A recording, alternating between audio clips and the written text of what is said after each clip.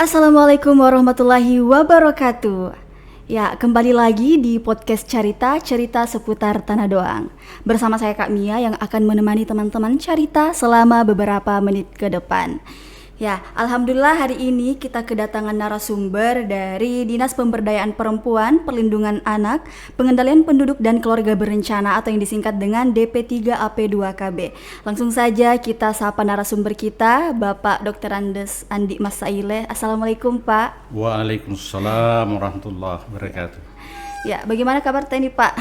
Ya, baik-baik. Alhamdulillah. Ya, di hari Jumat ini membawa energi baru bagi kita. Insya Allah Jumat berkah ya Pak. Ya, insya Allah. Ya, jadi tema pembahasan perbincangan kita hari ini itu mengenai kebijakan dan strategi program pembangunan keluarga, kependudukan dan keluarga berencana atau Bangga Kencana nih Pak dalam percepatan penurunan stunting.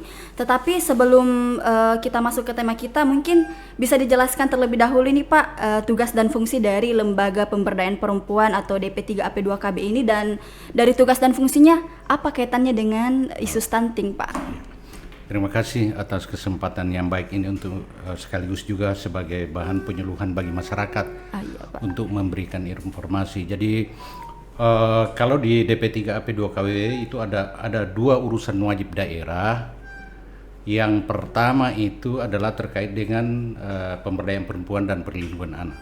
Yang kedua itu terkait dengan masalah BKKBN, di mana dikemas dengan program Bangga Kencana.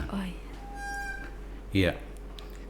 Kemudian program pemberdayaan perempuan ini itu meliputi bagaimana kita selaku OPD teknis untuk memberikan pemenuhan hak-hak daripada kaum perempuan, yang ada beberapa haknya itu, termasuk di salah satunya adalah hak pendidikan, pekerjaan, hak untuk keterwakilan dan lain-lain sebagainya. Kemudian untuk perlindungan anak itu adalah bagaimana kita berupaya memenuhi hak-hak anak, dan itu baru-baru kita ini Kabupaten Selayar sudah mempersembahkan penghargaan, penghargaan Kabupaten Layak Anak dengan kategori Madya. Ini sudah luar biasa untuk kabupaten. Jadi kita sudah melewati Pratama, dan ini gambaran bahwa pemerintah Kabupaten Kepulauan Selayar telah melakukan penanganan terkait dengan perlindungan anak dan pemenuhan hak-hak anak. Kemudian untuk program Bangga Kencana sendiri itu ada 3 hal ya. Yang pertama itu adalah program pembangunan keluarga. Nah, ini pembangunan keluarga meliputi pembinaan terhadap keluarga. Makanya ini wujudnya adalah pembinaan kelompok. Jadi mulai dari bina keluarga balita, bina keluarga remaja, sampai kepada bina keluarga lansia. Nanti ini bisa diperdalam nanti. Kemudian yang kedua adalah pengendalian penduduk. Ini sangat penting. Isu pengendalian penduduk ini sangat penting karena apapun yang direncanakan, apapun yang dilakukan selalu bermuara kepada pemenuhan kebutuhan manusia. Nah, ketika kita tidak mampu melahirkan program yang seiring dengan kebutuhan manusia, itu pasti itu dikatakan perencanaan yang gagal. Nah, ketika jumlah penduduk banyak, terjadi peledakan penduduk, maka tidak ada artinya yang kita rencanakan, karena semakin hari akan semakin banyak yang butuh. Semakin banyak manusia, semakin banyak yang butuh. Dan semakin beratlah tugas kita untuk melakukan pemenuhan kebutuhan. Sehingga ini kita perlu kendalikan. Ya. Yang ketiga itu adalah keluarga berencana. Keluarga berencana itu bagaimana, jadi ini lanjutannya keluarga berencana, yaitu bagaimana keluarga itu membuat perencanaan dalam kehidupannya. Misalnya bagaimana dia memiliki jumlah anak yang terbatas, misalnya yang bisa dijangkau. Bagaimana mereka merencanakan sebuah perkawinan. Nah, kemudian di batas mana misalnya idealnya. Kemudian di mana seharusnya dia tidak melahirkan, berapa jumlah anaknya dan lain sebagainya. Kemudian jarak umur juga. Ya, jarak umur juga kita menjadi perhatian kita. Ini nanti bisa dibahas bahas mungkin secara detail ini kalau memang ada kesempatan. Ya, Nah, Pak.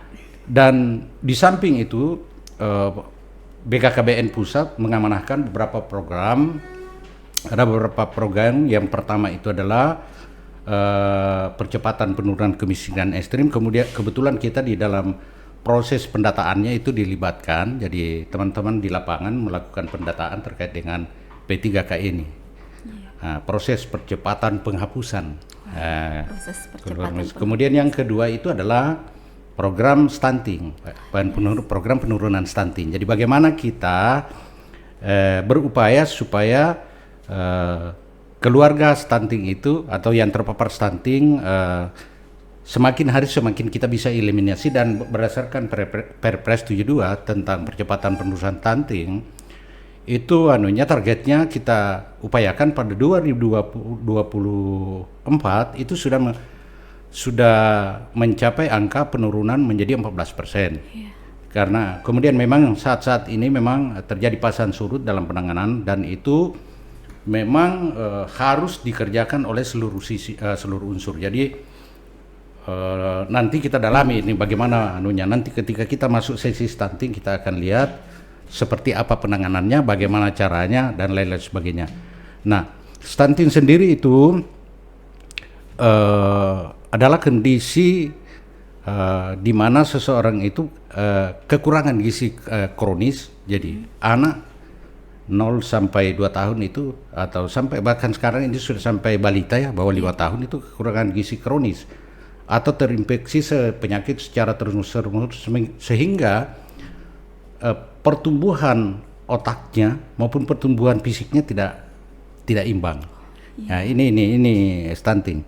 Yang ketiga itu adalah optimalisasi kampung KB atau kampung berkualitas. Sekarang sudah berubah menjadi nomenklatur. Kalau dulu kampung KB ini namanya kampung KB, tapi karena kita ingin bahwa ada program integrasi di dalamnya, di mana memang wadahnya ada di program kampung KB ini, sehingga berubah menjadi kampung berkualitas. Nah, sedikit saya akan sampaikan apa-apa saja yang dilakukan di kampung KB ini.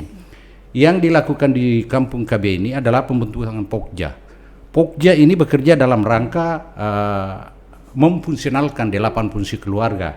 Jadi mulai dari fungsi agama, fungsi cinta kasih, perlindungan, fungsi reproduksi, fungsi sosial, fungsi pendidikan, ekonomi, dan fungsi lingkungan. Ini difungsionalisasikan di situ, dan masing-masing Pokja ini terbagi dalam beberapa seksi masing-masing untuk 8 fungsi keluarga itu. Jadi ada 8 seksi yang nanti bekerja untuk bagaimana supaya betul-betul keluarga itu berfungsi secara optimal di masyarakat. Kemudian di dalam kegiatannya ini, di samping program integrasi juga ada program bagaimana menurunkan persentase yang ketidaksertaan ber-KB ini, bagaimana kita turun atau mengangkat peserta KB aktif. Nah, itu yang pertama itu yang kita lihat. Yang kedua, di kampung KB ini juga kita lihat bagaimana mereka bisa mencapai kemajuan-kemajuan lewat program lintas sektor.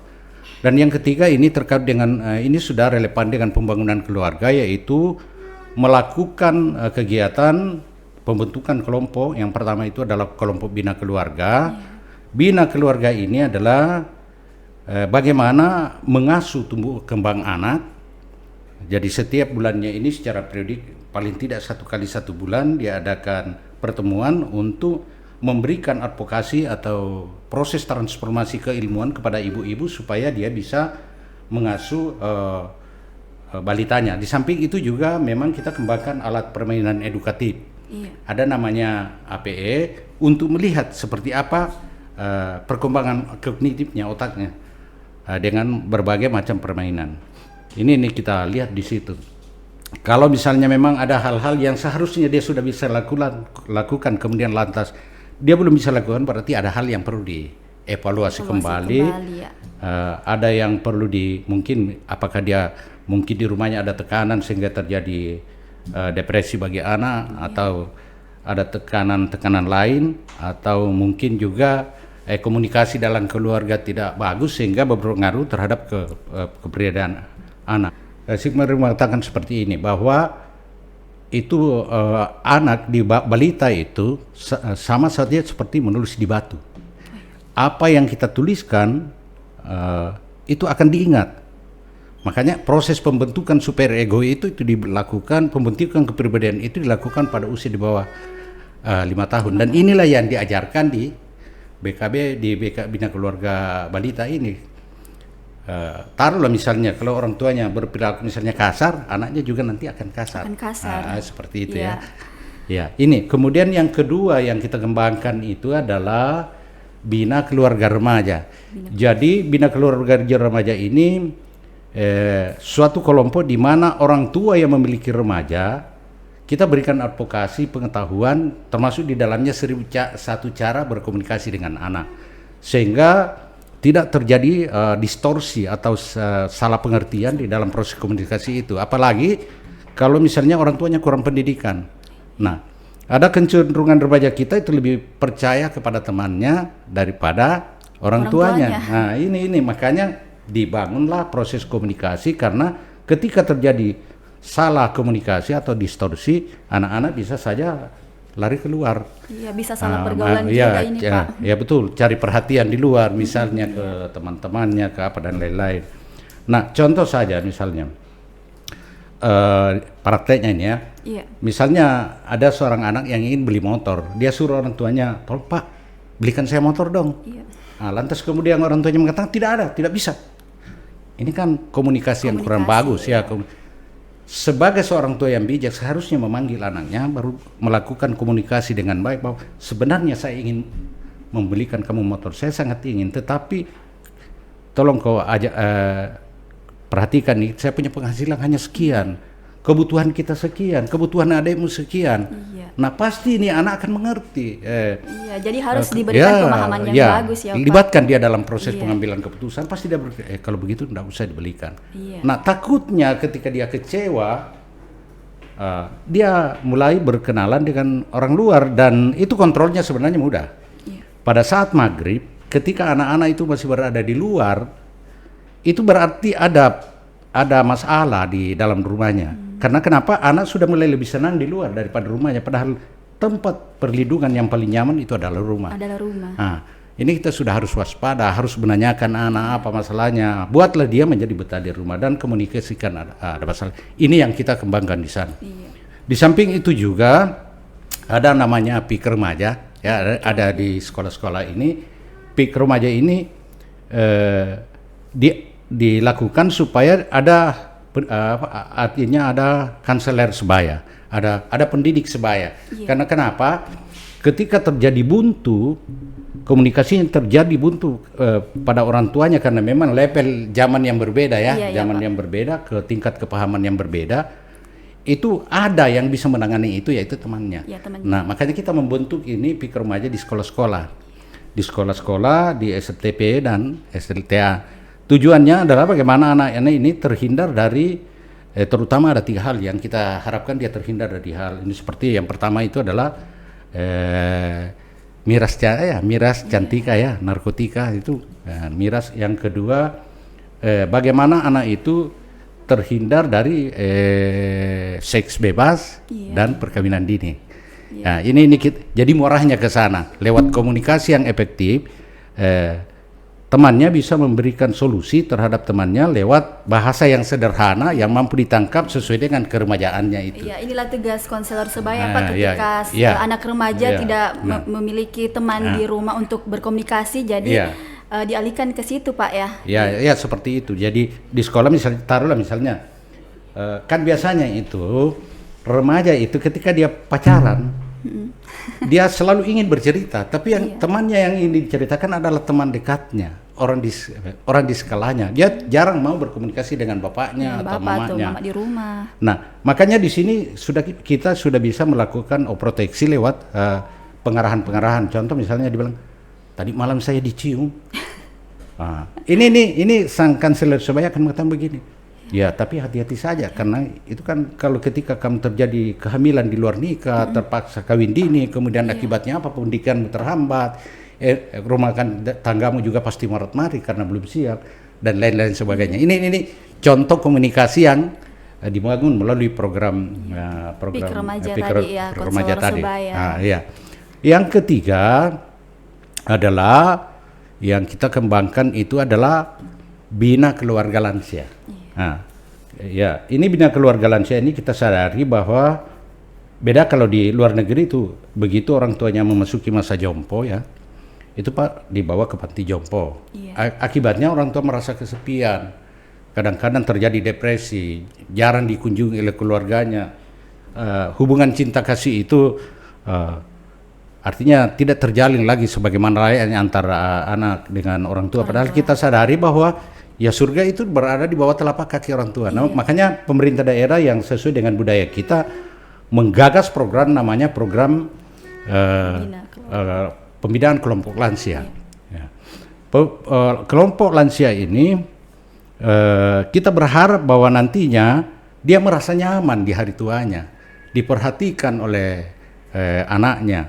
Makanya itu pemilik keluarga lansia ini dalam hal ini anaknya itu diberi advokasi penyuluhan bagaimana mengajari orang tuanya. Misalnya bagaimana dia karena ada potensi-potensi yang dimiliki itu, bagaimana potensi itu yang dikembangkan oleh orang tua sehingga dia tidak merasa kesepian dan tetap dekat dengan anaknya.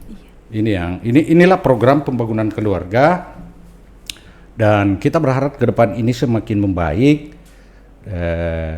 Ya, fase-fase sekarang ini adalah fase-fase surut di mana memang baru sebagian yang ada, misalkan ini fokusnya ada di kelompok-kelompok ini harus ada di kampung KB atau kampung berkualitas.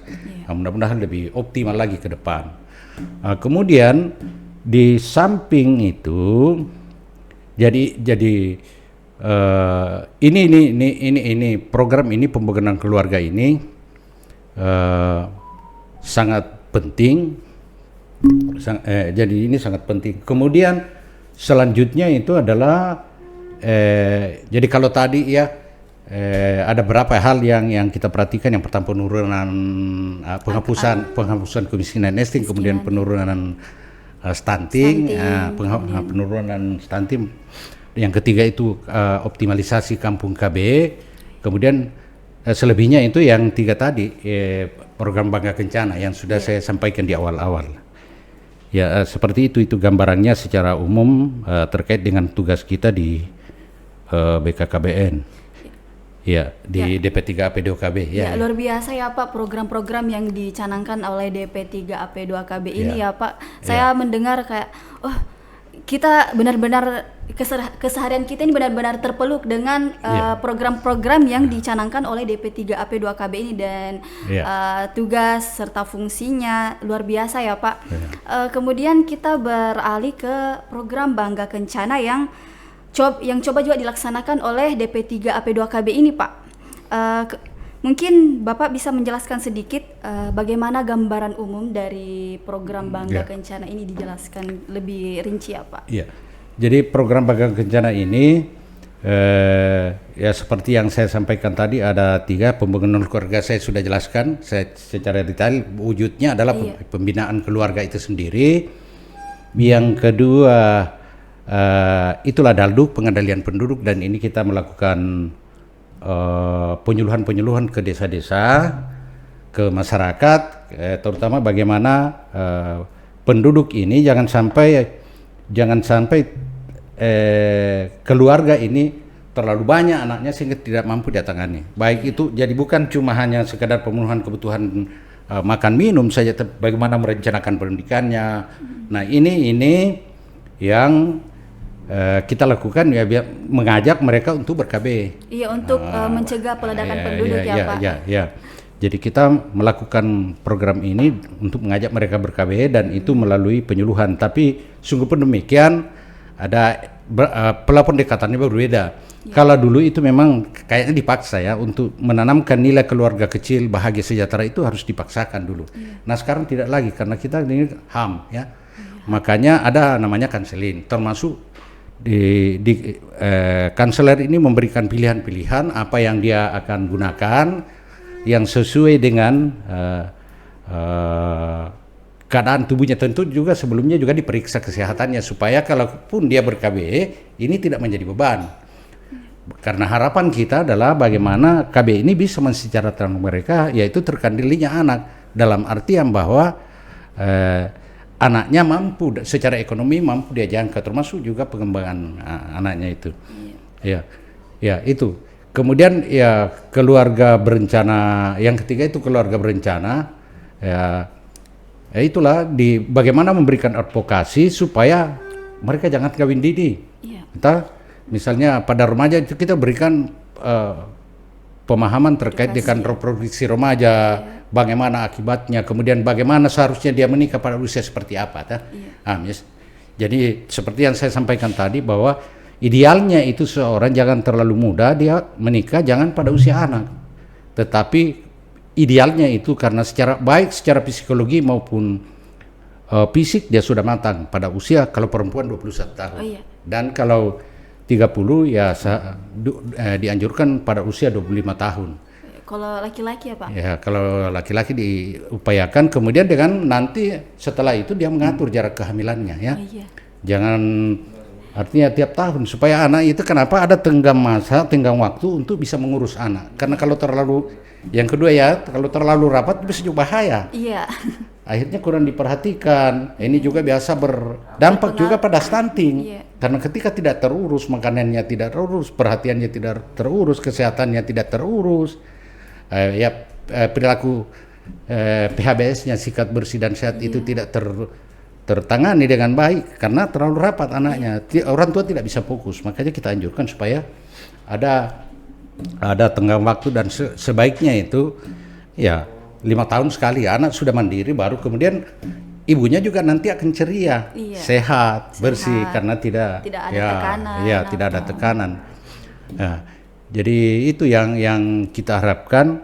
Kemudian jangan terlalu banyak. Ini kalau terlalu banyak juga bahaya.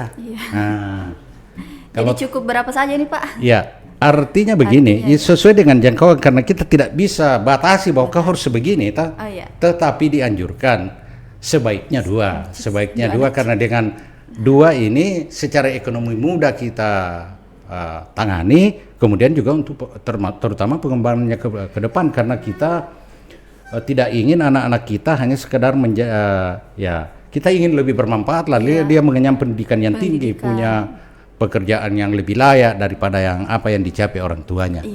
Itu yang kita harapkan. Kemudian ya jangan juga terlalu tua, karena kalau terlalu tua bahaya. Ketika dia di atas 35 tahun itu sudah bahaya untuk melahirkan, karena kemampuan otot rahimnya itu untuk mendorong keluar ini sudah. Di samping itu memang daya tahan tubuh juga mulai melemah. Seperti itu ya Pak? Seperti itu. Banyak risiko-risiko ketika dia melahirkan pada usia di atas ada 30 tahun ya, 35 terutama dia. Ini program Bangga Kencana yang ada di kami. Jadi ada 3 itu ya. Ada 3, pembangunan keluarga, pengendalian penduduk, dan juga keluarga berencananya. Kemudian ada nanti kita bisa kembangkan juga ini. Dari sini juga ini sebenarnya ada keterkaitan dengan stunting. Nanti kita akan bahas itu terkait dengan stunting. Luar biasa ini Pak pembahasan stunting yang sudah Bapak paparkan tadi, bahwasanya stunting ini sebenarnya bukan program yang lama ya Pak, masih program baru dalam yang dicanangkan pemerintah, dan benar-benar kita perhatikan bagaimana kita bisa menurunkan angka stunting ini yang tadi Bapak sudah sebutkan, bahwasanya alhamdulillah berhasil turun ya Pak, angka stunting itu menjadi 14% ya. Kita berharap walaupun sekarang sudah masih tinggi yaitu 32,1, tapi kita berharap sesuai dengan arahan Perpres 72 bahwa tahun 2024 itu sudah menjadi angka 14%. Kemudian ini khusus ya, nanti khusus untuk program stunting ini banyak hal yang bisa kita lakukan. Oh ya, bagaimana itu Pak upayanya OPD ini Pak? Bagaimana upaya yang dilakukan OPD Bapak atau mungkin sudah sejauh mana ini pengembangan program khusus stunting di Kabupaten Kepulauan Selayar ini Pak? Ya, jadi program penanganan stunting ini banyak yang kita lakukan sesuai dengan tupoksi kita, karena ini ada di dalam penanganan stunting ini ada 2 intervensi yang bisa dilakukan. Yang pertama yaitu intervensi spesifik. Intervensi spesifik ini terkait langsung dengan penanganan yang stunting, misalnya pemberian makanan tambahan, pengobatan dan lain-lain sebagainya, dan itu dilakukan oleh Dinas Kesehatan. Sementara yang kedua itu adalah penanganan sensitif, penanganan secara sensitif ini sudah melibatkan OPD yang lain, karena bisa jadi seperti ini. Taruhlah misalnya kalau di sekitarnya itu misalnya lingkungannya kurang baik, kurang bersih, banyak genangan, ini kan bisa menyebabkan munculnya penyakit. Nah, inilah makanya di situ masuk yang lainnya ya, seperti dinas kebersihan. Nah, bagaimana dinas kebersihan masuk di situ. Kemudian kalau misalnya terkait dengan ketersediaan pangan, maka itu ya masuk misalnya pertanian, perikanan, dan lain-lain sebagainya. Nah, kalau itu terkait dengan masyarakatnya kebetulan yang terpapar stunting ini tidak mampu, maka masuk dinas sosial. Tugas kita di OPD ini adalah bagaimana memberikan pemahaman, melakukan penyuluhan, melakukan proses transformasi keilmuan sehingga bisa mempengaruhi sikap dan pola pikir masyarakat terhadap stunting itu. Nah, langkah pertama yang kita lakukan ini adalah dengan melakukan pendataan keluarga. Dari pendataan keluarga itu maka muncullah hasil namanya keluarga berisiko stunting. Jadi kita tidak masuk di jadi kita lihat bahwa ketika keluarga ini tidak ditangani dengan baik, maka anaknya ini bisa stunting. Nah, apa parameternya di situ? Yang pertama kita lihat adalah apakah dia punya akses air bersih. Kalau tidak, bahaya, karena bisa jadi dia mengkonsumsi air yang tidak sehat. Dan akibatnya bisa menimbulkan penyakit. Yang kedua juga dilihat jambang keluarganya ada tidak. Jangan sampai berak di sembarang tempat, kan berpotensi untuk Kemudian yang terakhir itu 4 terlalu itu yang saya sudah sampaikan di awal-awal. Itu yang pertama kita lakukan. Jadi sudah ada daftar nama keluarga yang berisiko, by name by address.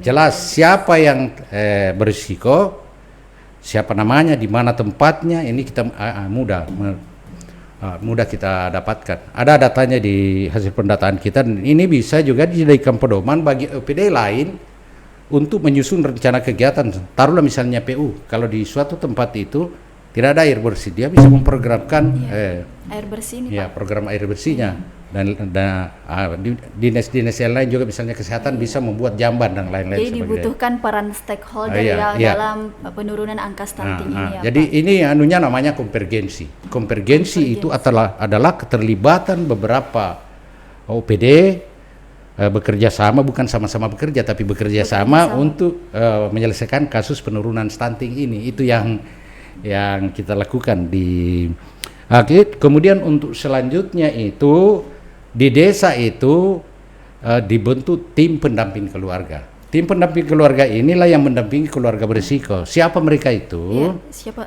Nah, mereka itu terdiri dari 3 orang. Satu dari unsur BKKBN sendiri, yaitu yang kedua dari bidan atau pegawai kesehatan, dan yang ketiga dari PKK.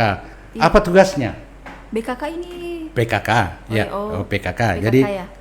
Jadi mereka ini bertugas mendampingi keluarga. Apa tugasnya? Ini nih. Tugas mereka itu adalah mendampingi Catim, calon pengantin, mendampingi ibu hamil, mendampingi ibu yang masalah yang menyusui, dan anaknya sendiri. Dia lihat perkembangannya. Kemudian jika memerlukan pertolongan, itu akan diantar ke tempat-tempat pelayanan. Oh iya. Nah, ini. Yang untuk selanjutnya, program selanjutnya itu adalah Lokmin, Lokakarya Mini. Nah, Lokmin ini dilakukan di kecamatan dengan mengumpulkan pendamping desa untuk membahas hal-hal apa yang perlu pemecahan masalah, perlu ditindaklanjuti lebih cepat, lebih awal, sehingga yang anak-anak ini yang mungkin kalau tidak ditangani bisa terdampak stunting, atau bahkan sudah ada yang terdampak stunting, sudah masuk stunting. Ini kita bahas, kemudian mencari solusinya. Kemudian yang selanjutnya itu ada lagi program kita namanya audit kasus stunting. Seperti apa itu, Pak? Jadi audit kasus stunting ini, jadi di situ kita lihat kalau misalnya di situ sudah berkumpul di hasil Lokmin itu ada daftar yang bermasalah. Inilah yang diaudit, dilihat, kemudian ada 3 yang ada 4 yang menangani ini, dilakukan analisa, kemudian dicarikan solusi bagaimana keluarnya sebagai role model untuk penanganan masalah stunting. Ya misalnya ahli psikologi untuk melihat perkembangan psikologi anak. Yang kedua ahli obgyn. Yang ketiga ahli gizi. Ya, kemudian ada ahli anak yang terkait juga dengan tumbuh kembang anak ini. Inilah yang melakukan analisa terhadap kasus-kasus itu di beberapa tempat dengan variasi, di mana kita melakukan audit terhadap janin, audit terhadap ibu hamil, audit terhadap anak yang statusnya balita, dan audit terhadap ibu yang sementara menyusui. Ya, ini yang kita audit, kemudian hasilnya itu akan muncul rekomendasi dari para tim pakar, tim ahli itu, bahwa ini dia bermasalah karena begini, sebaiknya begini yang dilakukan. Jadi semacam tawaran solusi. Nah, kemudian model inilah yang karena ini jadikan sebagai rule model penanganan. Jadi ketika masalahnya sama, itu yang dijadikan patokan untuk penanganan masalah. Nah, kemudian setelah itu kita lakukan diseminasi. Diseminasi ini adalah bagaimana menyampaikan kepada OPD terkait hasil audit ini, supaya mereka bisa tindak lanjuti dalam bentuk perencanaan. Ya, perencanaan seperti apa, Pak? Ya, perencanaan kalau misalnya di sekitarnya itu salah satu penyebabnya misalnya air bersihnya yang tidak ada, ya dibuatkanlah air bersih. Kalau misalnya ketersediaan pangannya tidak ada, bisa juga dinas pertanian masuk, misalnya pemanfaatan pekarangan dan lain-lain sebagainya. Jadi ini kompleks. Kalau misalnya ditemukan bahwa mereka tidak pernah dapat bantuan, padahal dia layak untuk mendapatkan bantuan karena dia tergolong keluarga tidak mampu, ini disampaikan ke dinas sosial supaya memberikan bantuan. Jadi itulah program-program, di samping memang ada lagi yang lain, tetapi itu program utama yang kita lakukan di dinas OPD KB.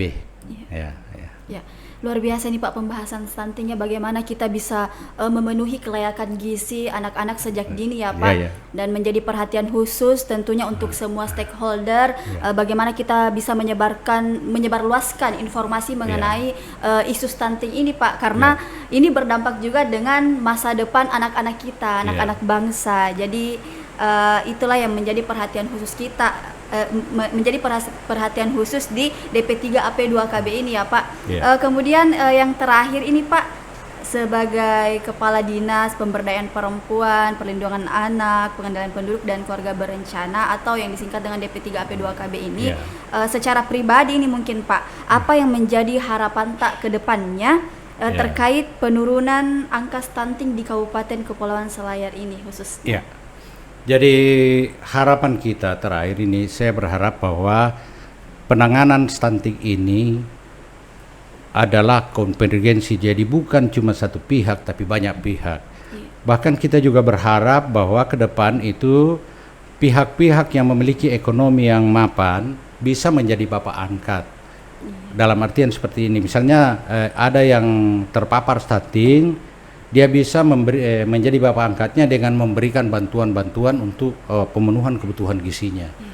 Ya, seperti banyak itu yang ada kita kenal karena itu rujukan di Baru itu terbaik penanganan stuntingnya Kabupaten Baru. Itu biasanya tiap hari diberi 1 butir telur. Nah, ini seperti ini. Ini.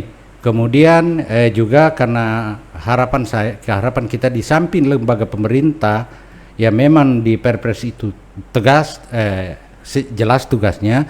Juga kita berharap ada lembaga-lembaga lain seperti Basnas dan alhamdulillah Basnas juga sudah memberikan bantuan dan pihak-pihak lain yang karena ini masalah kita bersama. Kita tidak ingin generasi kita di Republik ini artinya dia tidak memiliki kemampuan. Jadi kita menginginkan dia secara fisik bagus dan memang secara pertumbuhan otaknya juga sehat.